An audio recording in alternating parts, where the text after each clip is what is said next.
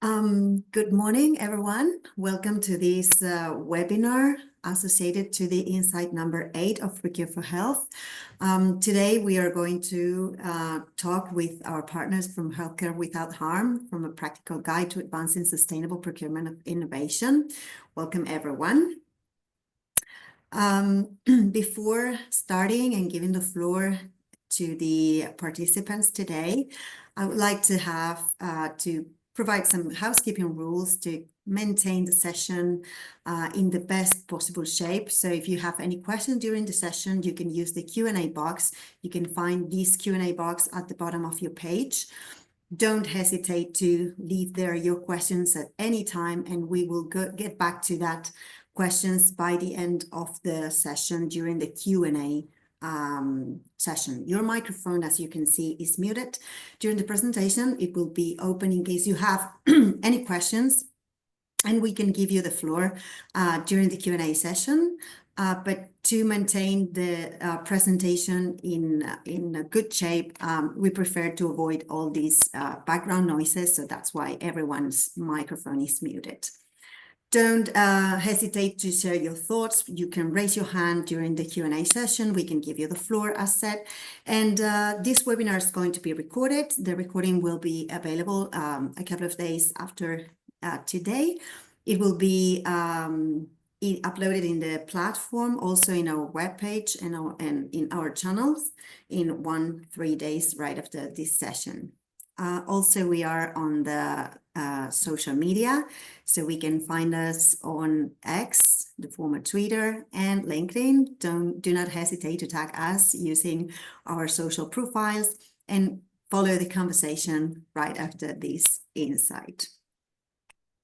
For today's agenda, I'm going to give the floor to our coordinator, Carlos Larrañeta. He is going to introduce the project to all of you. And right after his presentation, we will follow the conversation and the presentation with Samuel Bishop and Ali Faki from Healthcare Without Harm, that they are going to speak about sustainability in procurement of innovation.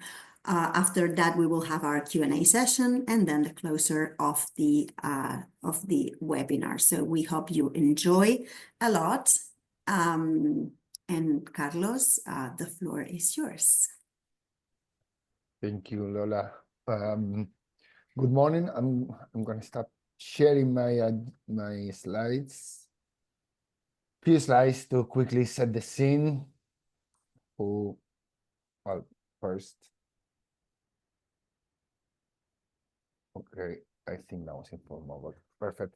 I think most of you know me already, but I'm Carlos Larrañeta. I am the coordinator of the Procure4Health project. I also the head of the technical office for public procurement of innovation of the Andalusian public health system. My role here today is to set the scene. Who are we?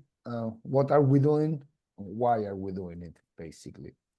So this is how the Procure4Health community started. These are the founding members of Procure4Health.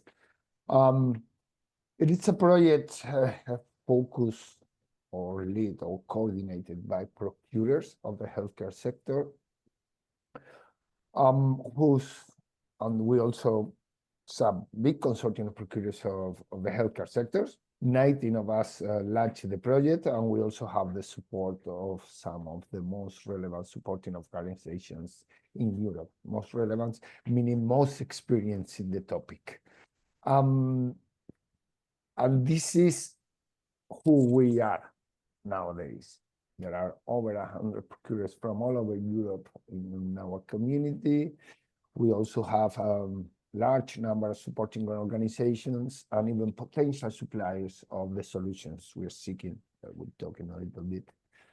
Included in our platform and our community, and aware of the ongoing activities. But why are we doing this? What is our objective, and all the activities that I will very briefly introduce after this? Well, the ultimate goal of our of all our efforts is to ensure the effective adoptions of new technology developments and leverage the opportunities they offer to improve the public health services we provide. We're talking about continuous improvement, but this inherently involves adoptions of innovations. And in our case, as public health systems, this specifically refers to public procurement of innovations. And we have this instrument at our disposal. And our public administrations will have the responsibility to act as its key drivers. However, we must do so within highly complex structures, such as public health systems. But we have the instrument, an instrument that it makes sense, and an instrument that has a lot of potential to add values to our organizations. And this, you're seeing here, are the numbers that add an extra layer of potentiality to this instrument. This number talks about briefly about the power the public procurement in general has in Europe, with more than 300,000 contracting powers and representing about 20% of the gross domestic power. So imagine if we use just 2 to 3% of that resources to dynamize adoption and leverage of the new technology development to improve public health service. We're talking around 60,000 million euros per year.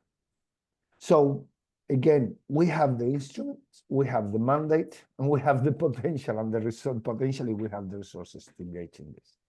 So that's why us and the European community said this is something that we have to foster and we have to dynamize. So we launched it, Procure4Health, in order to do this. Right now, Procure4Health is as a project supported by the European Commission. This is going to last after this support from the European Commission, which is about to finish. We'll do so at the end of May. So we are in the final stress. But through all these 3 years, we've focused on building our capacities and carrying out many activities in this regard. The development of these insights are one of these capacity building activities.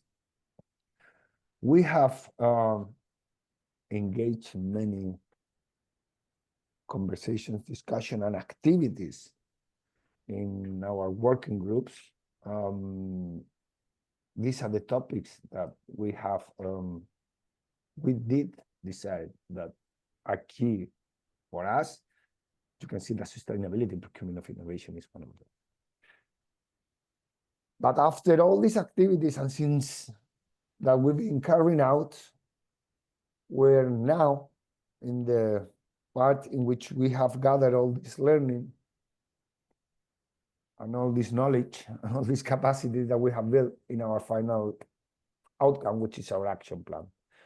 The main objective of the learning, as I said, is gathering all this learning, but it's helping to, it's an outcome to help develop strategies to make these new technologies development available to the end users, which are our clinicians and patients, in an efficient way. But as I was saying, we have to do so in very complex organizations. What progress in these strategies of adoption of innovation depends on fitting together many different pieces in a sort of 3D puzzles, but with the complexity that these pieces that we have to make and we have to fit together in order to form this puzzle were not designed to fit easily. There are contact points, but they're not easy to fit. For instance, we need to define our challenges. For that, we need to engage with the end users, the ones that have the problems. We have to ask them, if you would want something to work differently on your daily activity, what would it be? But at the same time, we have to ensure that these are corporate initiatives. So we need the top management doing the prioritization. But when thinking about the prioritization, we have to somehow assess the value of the potential solutions, because we have hundreds of challenges, but we have finite resources. At the same time, it is ethical, but soon already regulatory, and soon much more demanding in the regulatory side. We have to ensure the sustainability of the solutions we procure. Environmental sustainability, also financial and also social sustainability. And these activities have to be aligned with the strategies that we already have implementing in our organizations. All our organizations have strategies, and there has to be an alignment, because these are not short-term projects. But on top of that, another number of pieces that we have to make fit is that we need the collaboration of many different actors within the system. We're talking patients, we're talking clinical professionals, we're talking technical staff in charge of managing the ICT infrastructure, general infrastructures, the labs. We need the research teams, the innovation teams, the procurement and legal teams. We need all these people to work together. How do we do that? Another layer, another piece that we have to make fit is that we need to comply with a variety of requirements, such as technical compatibility with existing infrastructure, regulatory frameworks, GDPR or ethical standards are critical, or sometimes even bottlenecks in our organizations. Public procurement legislations, applicable European directives, rigorous health technologies assessments. And this is only looking internally. On top of that, we have to be able to engage fluently with the providers of these potential solutions we're seeking. And we have to do it in a fluent and transparent way. So achieving successful innovation adoptions require fitting all these pieces together. But we recognize that each public health system operates within its own and unique context, size, previous experience, level of engagement, what is the starting point. So our action plan is meant to be a handbook for those that are in charge of developing and deploying these strategies. It's a handbook, it's a guide to help you think about how making all these pieces together. Our action plan is organized same way as our working groups. We have 4 key action areas devoted to, which are digital healthcare, integrated care, precision medicine, and sustainability, and 2 strategic areas that are, let's say, transversal to all of this. We want to be impactful. We really want to have success when adopting this innovation. This is not doing projects for the sake of doing projects. And obviously, adding value to our service is something transversal to everything. So today, we are going to be talking about the final outcomes and final learnings in our activities regarding sustainability in procurement. So I hand the floor to Sam to start doing so. Thank you very much. Thank you very much, Carlos, and good morning, everyone. Great to be here. I think if I can just see the first slide, and then that's awesome. Thank you. Great. So thank you. I'm Sam Bishop, so I'm the Head of Community Engagement for Healthcare Without Harm Europe, and I've been invited here today just to give a very brief overview of who Healthcare Without Harm Europe are, a quick explanation of our key network, as well as a look at one of our key events. So we are Healthcare Without Harm Europe, and we exist to create a sustainable healthcare sector, one that does no harm to patients or to our planet. We're an international NGO with offices in Europe, Southeast Asia, United States, and organizations also promoting our work in other regions in Latin America, Australia, and India. We essentially do this with two sides. We have our programmatic work, and then we have our networks work. So the programmatic work, these focus on three closely connected areas. Climate smart healthcare. That team looks at decarbonizing climate change mitigation and decarbonization, climate change mitigation and resilience. We have the circular healthcare team. They focus on the reduction of harmful chemicals and plastics in healthcare, and also a safer pharma that work to combat the threat of AMR and promote safe and environmental use of pharmaceuticals. These teams, all the work that they do around advocacy, policy work, curated training and networking opportunities, they produce toolkits and resources that are essential for organizations to drive change. And we take all that work and we share it broadly with our network. And the main network I want to talk about today is core to our mission, which is GGHH, Global Green and Healthy Hospitals. So this is a network of healthcare facilities all across Europe, and currently we have 221 members in 28 countries. And that might not seem like very much, but actually a member for us could be an entire health system. So really we're talking about almost 9,500 hospitals across Europe. So it's actually a phenomenal reach. Membership is open to any hospitals, healthcare centres, health systems, or government regional health service providers. And very important, healthcare membership is completely free. So there's no cost whatsoever to join, other than sharing your commitment to driving sustainability in healthcare. There's many membership benefits, including getting access to a bulletin we send out with news and opportunities for different opportunities.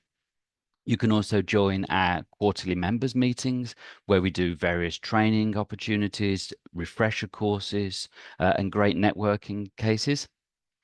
You can get involved in any of our pilot projects or mentoring schemes. You get access to some of our software called Hippocrates, where you can upload all of your emissions and benchmark yourself across other organizations in your region.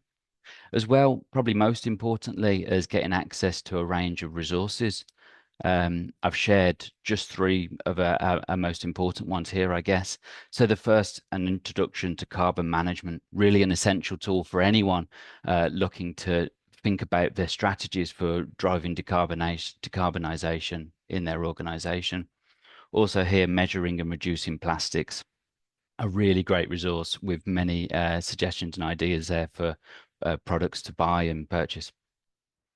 Another great benefit that comes with membership, in addition to all of the free events that we offer, is you get a discount to our flagship conference, CleanMed Europe.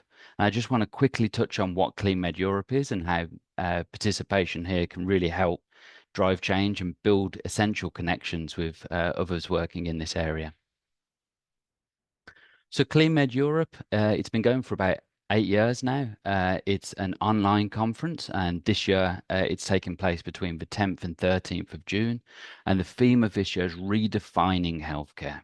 This idea that sustainability can no longer be an after project or a hobby within healthcare. It needs to be built into the core drive of its strategy alongside patient care. A few key highlights. So it bills itself as Europe's leading conference on sustainable healthcare. It's online, as I mentioned, so all sessions are live and they remain on demand to watch for up to 4 weeks after the conference. We find this to be a really attractive addition for all of our members, being Europe-wide and also working in healthcare, which primarily, is struggles with capacity sometimes. The conference features over 90 expert speakers, as well as lots of network and collaboration. And there's plenty of opportunities for engagement. I'll just quickly jump through a few of these, but we have many engaging plenary sessions and keynotes. Here, just some highlights from last year's conference. A key one here I pointed out, the power of strategic procurement in greening healthcare. We also have some excellent workshops. where people can engage, learn new tools, do skills. We have round tables where people can get to know one another, network with people working in similar areas with similar challenges. Virtual booths where you can learn about different industry partners and what services and products they provide. We also just quickly finalized we have CleanMed regional events. So in addition to our online conference, we then recognized the need for face-to-face conversation, the importance of sharing a coffee with colleagues. So we have regional events which take place in person in different regions across Europe. So in 2024, we had CleanMed Berlin back in May. We had CleanMed Lille in September, so in France, in French language. And we're really excited that in October, we're going to be bringing this year's regional event, which will be CleanMed Barcelona. More on that to come, but sign up to the registration if you're interested in getting involved in a Spanish event. Across all of these events, this is how we really collaborate and drive change and impact across Europe, as you can see by some of these stats here. So that's a quick overview of who we are and CleanMed Europe. There's an email on the screen now if you want to learn more about any of that.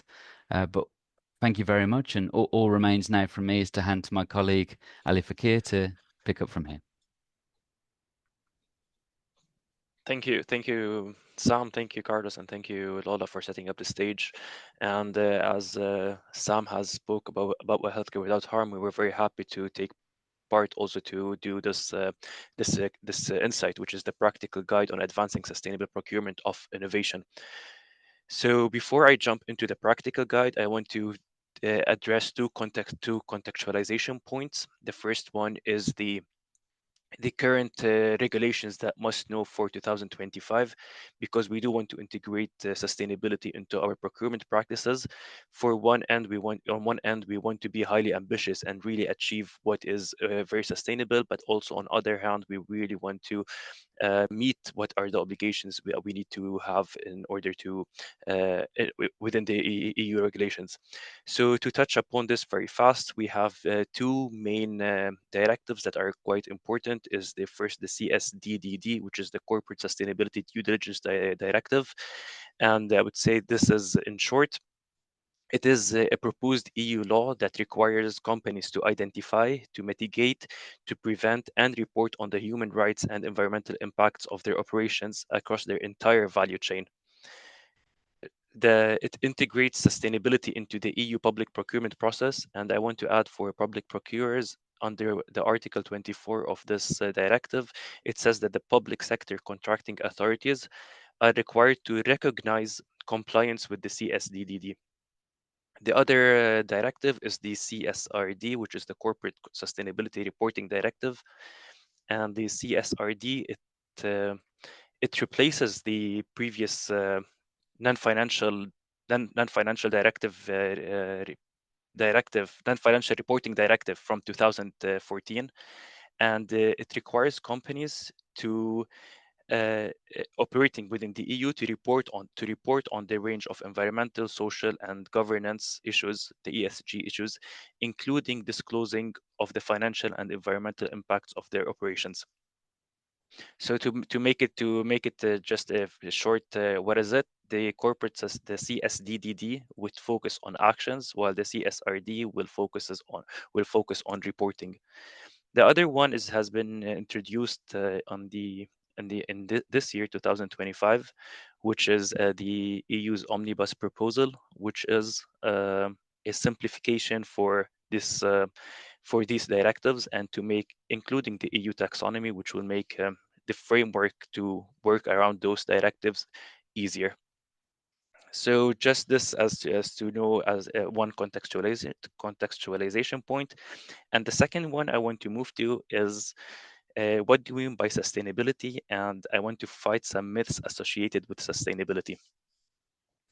So a common misconception among procurers is the belief that sustainability automatically translates to higher costs.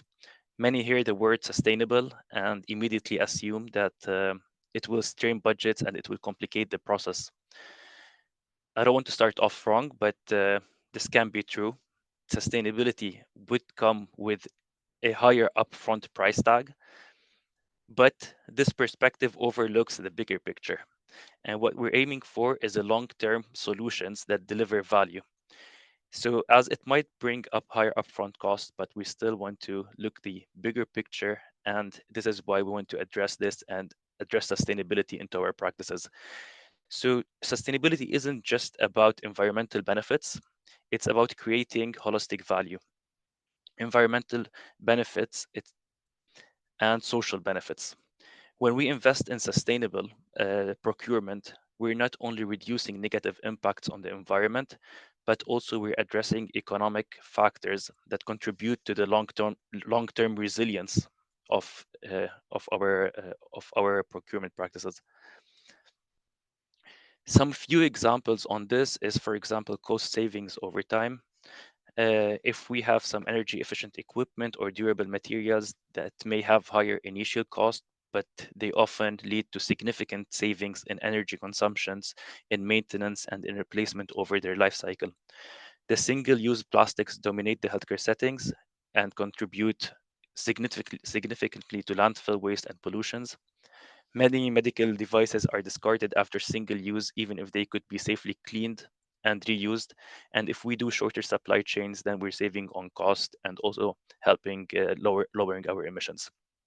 I want to move to specific examples that have been reported in our GGHH network that Sam has introduced before my presentation. So in one of our examples, and this is an extraction from a document called Best Practices, Examples and Best Practices on Reducing Plastic in Healthcare. So there's the hospital at Minnesota Medical Center. What they usually do is they buy a package of single-use items, which includes 44 items. It's an IV port kit for chemotherapy. And these 44 items, when you open that package, it should be sanitized. So as long as you open it, everything has to go to waste, even if you do not use what is inside the what is inside the package. So so as long as it's opened, it has to go all to waste. So the work that was done, it was identified that only 27 of this package are being used, and the others are being discarded without being used or used in some operations. So the center has asked the suppliers to provide them with a package of 27 items of the single-use items and to provide the other items separately. And this has saved 0.45 kilograms of waste from each package and 50 euro, around 46 euros in supply cost per procedure.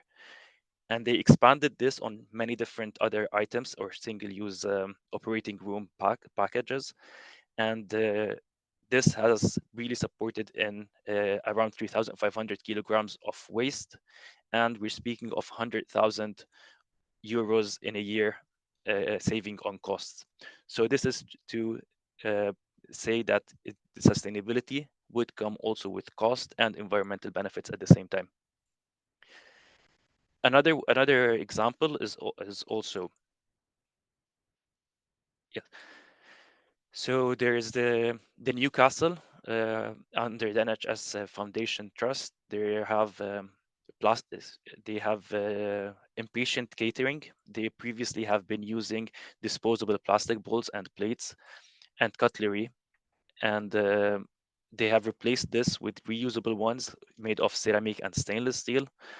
And the initial cost was around 14,000 euros, which is of course higher cost, upfront cost, but the annual saving was up to 93,000 euros, were achieved with a payback period of the initial investment in just 2 months.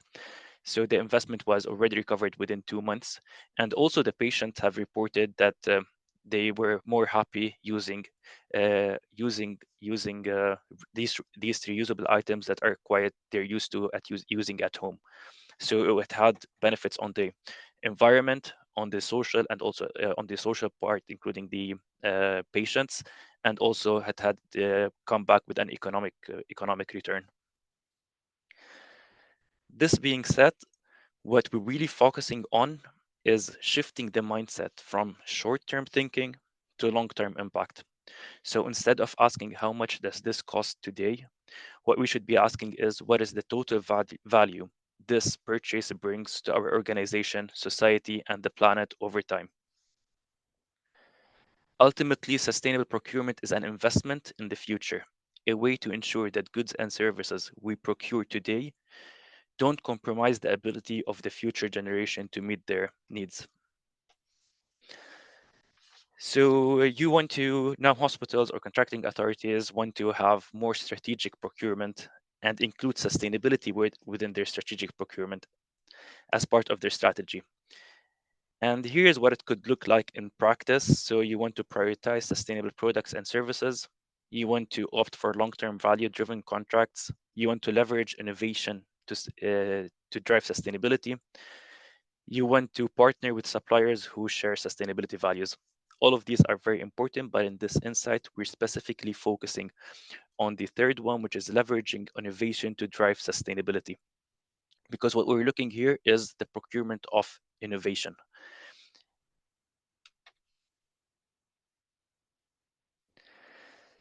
So for any future approach to procuring more sustainably, I would like to present you with these three words that you can hold them as a guiding methodology to your future work. The general framework can include many different subtasks contextualized based on each hospital, but the headline would always fit. So for any approach to procuring more sustainably, I'd like to present you with the three words. So these would three words that can serve as a guiding methodology for your future work. This framework is flexible. It can include many different subtasks, and those subtasks will vary depending on the unique context. The headline of the three words, so these identify, check, and drive, they will always fit regardless of the different subtasks you do within your organization. So we will start with identifying, with checking, and then with driving. Like many of our work in healthcare, in Procure4Health, we have said that identifying the need is the first step towards any procurement of innovation. And this is a very critical, important step to take, because without knowing the need, we fail to address the problem. So we want the process of shifting innovation toward more sustainable solution begins with identifying the unmet need.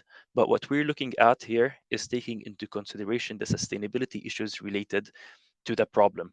So what we're looking here is we're focusing where is our hospital mostly affecting sustainability related issues. So it's everyone thinks it's quite easy to identify the need. However, it is a step that is quite critical and important. And I always like to give the example when identifying need is the dark room and the light bulb. So imagine you're in a dark room. The room is very dark, and the first instinct is that you would need a better light bulb. So what you would do is start investing in order to improve the light bulb. You want to make it brighter. You want to make it more energy efficient. You want to make it lasting longer. But what the real goal isn't to have a better light bulb, but simply is to have a light in the room. So this is the defining the right terminology and defining the problem is quite critical to really identify the need. So as I said, the answer isn't a new light bulb at all. Maybe you could use natural daylight in order to add more light to the room. Maybe you could restructure the room in order to make it more, add more light to it. You could add reflective surfaces. So the solutions are quite a lot, and does not involve making a better light bulb. To put this in more context to our scenario, so in sustainable procurement, we often get stuck trying to make things slightly better. So instead of asking, do we even need this in the first place? Instead of designing better disposable, reusable cup, we might rethink the whole concept and switch to reusable ones. So instead of making plastics slightly more recyclable, we could actually eliminate completely single-use plastics. So the real innovation comes from questioning the assumption behind our current solutions, not just improving them, but replacing them with smarter and more sustainable approaches. A few tips on how to identify those needs is to engage with healthcare professionals and departments. You would need to collaborate with medical staff, with facility managers, procurement teams, and other stakeholders that sometimes also include the patients to understand the environmental and social challenges specific to hospital operations and supply chains. The other one is to conduct sustainability audits, and these assessments within the hospital will help to identify the areas for improvement. It's to involve patients and community feedback to gather input from patients and local communities to understand their perspectives on sustainability. And the fourth last one is to define sustainability goals clearly to frame specific and measurable sustainability needs, such as reducing single-use plastics in medical devices or sourcing renewable energy for hospital operations to inspire innovation solutions from suppliers and service providers. I put a dot on the audits because I really want to focus on this one and why is it quite important to have this in place. So before making changes to improve sustainability, it's crucial to understand where we currently stand. This is where procurement audits play a vital role. Rather than relying on assumptions, audits provide data-driven insights into hospital purchasing patterns. In many cases I have worked with, the I see hospitals have moved from single-used items to reusable items, and I ask, why did you make these decisions? What did you base your decision what did you base your decision on? And the answer would be based on the assumption that reusables are better. Of course, this could be true. However, we encourage audits in order to have more evidence-based approach to switching. So by conducting procurement audit, we can identify and prioritize the most impactful areas for improvement. For example, the audit can reveal which single-use plastics are used most frequently and allowing us to focus on eliminating or replacing them with sustainable alternatives. We can also track our spending patterns and helping pinpoint where our costs are highest and where changes could lead to both financial and environmental benefits. A procurement audit acts as a benchmark, a baseline, and it provides clear evidence-based data to guide decisions making. This ensures that sustainability efforts are strategic and also targeted, rather than just based on assumptions. With a strong understanding of the current practices, we can set realistic goals, measure progress, and make informed choices in order to drive meaningful change. The second step would be is checking the market. Now we have identified the need, but we want to make sure that the market is ready enough to offer us a solution. My mother is a very good cook, and every time I offered her that we can order the groceries online, she refused. She always wants to go to the market herself to see the products herself, and to make sure that this is what she wants to make the perfect meal. So the same goes for finding the right solutions. Taking the time to explore and choose what's truly best is quite important. What we would need to do is we need to scan available solutions that meet these identified needs. We need to assess the innovative and sustainable alternatives in the market. We need to compare cost, visibility, and to compare long-term impact of the new solutions. We're not just looking at what they can offer now, but at the long-term impact as well. We do want to engage with suppliers and manufacturers and the industry trends. Uh,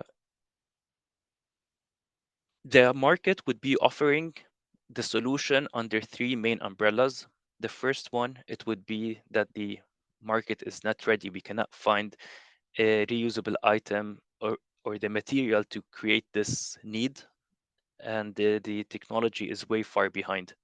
The other umbrella, it would be that it is ready. However, there's too many restrictions on this item to be adopted. This could be the complicated layers of integrating new solutions into our organizations, or it could be some political decisions that need some policy work or in order to uh, legalize, regulate the usage of the new technologies into our organizations. And the third one would be that it's commercially available. And these are solutions that are not only proven and functional, but are also easily integrated into current systems and practices.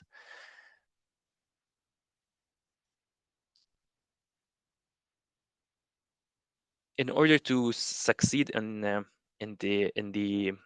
market, in exploring and checking the market, so I would say it's engage in pre-market consultations, organize meetings with or workshops with potential suppliers to discuss your sustainability needs. And it is important to engage suppliers at this stage. Many times suppliers are investing a big amount of investment in one direction in sustainability, but we're looking here at demand driven innovation. So we want to also look how we can drive those suppliers in one direction, how we want to collaborate together in order to be looking at the same or compassing ourselves in the same direction, so we're both providing similar approach to it, to sustainability. uh, and we want to collaborate through procurement networks. We have, for example, the Procure4Health network and the Global Green and Healthy Hospitals, the one that has just been presented. And we have to analyze the market readiness.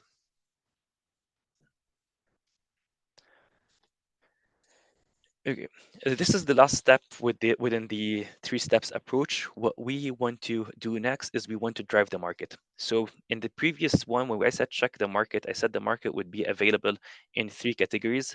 But because we're looking into innovation, because we want to make this change, we want to look at how we can have those innovative solutions and not the market ready solutions. So when we identify solutions that align with our sustainability goals, we're not just waiting for change to happen, we are actively driving it. And we've already discussed how crucial it is to understand the market, evaluate what's available, and select the best solution for our needs. But the real transformation happens when we take this step, which is driving the market. And the best way to predict the future is to create it. There's the movie, The Social Network, where it's about the Facebook, and there's a nice quote in it where he says that the innovation, it's not just about ideas, because making ideas is quite easy, but executing them is the hard part. So also I feel it fits perfectly under why we need to drive the market, not just identify and check the market what's available. So for that, to drive the market, I do want to remind us that we are interested in the procurement of innovation. We want to support pilot projects to encourage suppliers to test and refine their solutions in real world healthcare settings, offering feedback and paving the way to broader implementation. We want to use outcome-based specifications. We want to focus on the desired results, such as lower environmental impact or improved patient safety, rather than prescribing specific products, allowing suppliers to propose innovative approaches. When it comes to procuring innovation, by definition, we are exploring solutions that push boundaries, and those still in the research and development phase are the ones that have proven but not yet widely adopted. To finish with my last slide, I'll just summarize very briefly what has been mentioned in the previous slides, is that in order to incorporate sustainability and innovation into the procurement, consider the following actionable tips. The first one would be integrate sustainability into strategy. Ensure sustainability and innovation are embedded in your organizational strategy, and to have the clear objectives and measurable outcomes tied to procurement practices. The second one is engage leadership and stakeholders to have everyone on board, to make sure that senior leadership, top management, staff are involved, and key stakeholders on very early stages. And this would align priorities and foster a culture that values sustainable innovation. It's to leverage collaboration, to make sure to work with peers, with suppliers. We don't want to keep reinventing the wheel. Many sustainability approaches have been tried in different places, so we could learn from this collaboration. And the last but not least one is to adopt long-term thinking, is to prioritize the long-term value over short-term cost, and to consider the life cycle impact of procurement decisions from the production until it's disposed, and after the disposal phase. So not after we put it at the waste, but what happened to it even after that phase. I hope this brief one would be in support to provide you with a quick approach into integrating sustainability into innovation. And with this, thank you for listening, and I will give the floor again to Lola. Thank you very much. Thank you, Ali. It has been really insightful to hear your presentation. Let me get back to my slides just briefly. Okay, for all the attendees, you might know that this insight is available in our platform. So if you haven't registered yet, please do it so and become part of our Procure4Health community. In that you will find not just this insight, but plenty of resources and insights that we have been developing during the whole lifetime of the project. So we invite you to join and to give a look to this really insightful insight.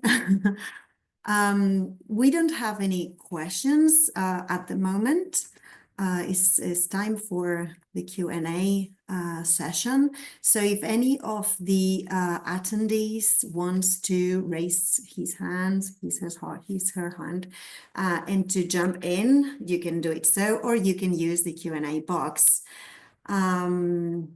But if we don't have any questions, we can give a couple of minutes. If we don't have any questions, as I said at the very beginning of this webinar, this recording is going to be available and you can contact us at any time. We will share this recording right after the webinar, and it will be available in our website, also in the platform, so you can check it anytime and you can come back to us. You can answer any questions, ask any questions to us, and we will be glad to answer you at any time. So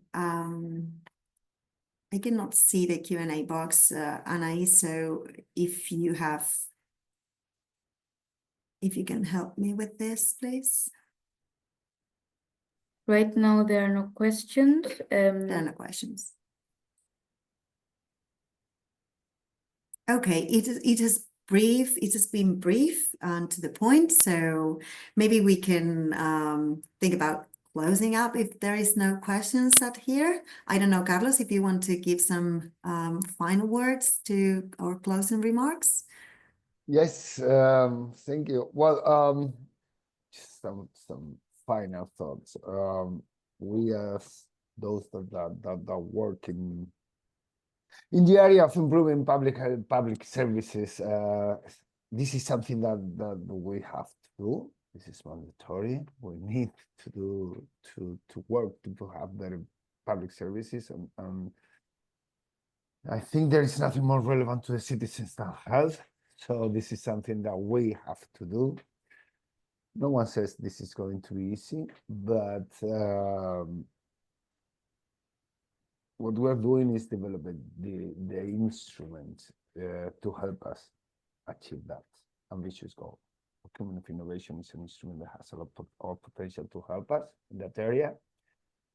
Sustainability, of course, is something that we already have embedded in our activities and in our mind. That is one of the most relevant, if not the most relevant area to improve for the future of our societies, I might even say. So in this regards, we have the gathering of all these learnings in, as I said at the beginning, in our action plans. This is something that by procurers and for procurers, it is available together with this information of this action plan all around our webpage and platform. And so also at this moment in time, we even have opened the possibility to we're still working to even improve it with further feedback and comments from the people, from those that are engaged in these activities daily. There is a, our webpage is to be organized. There is a very quite straightforward questionnaire there not mandatory to answer anything, but everything, but any part that you think you can add any value. So I encourage to anyone that is interested in the topic and that has to work on the topic to take a look at it and help us improve this final outcome of Procure4Health. That's it from my side. Okay, you. no further words to add to these closer remarks. So thank you very much, Carlos. Thank you very much, Sam, Ali, for your insightful presentation. Thank you to the audience for being here, attending this webinar. As I said, we are available at procure4health.eu. So happy to know from all of you soon. You. Thank you. Bye. Thank you, everyone. Bye.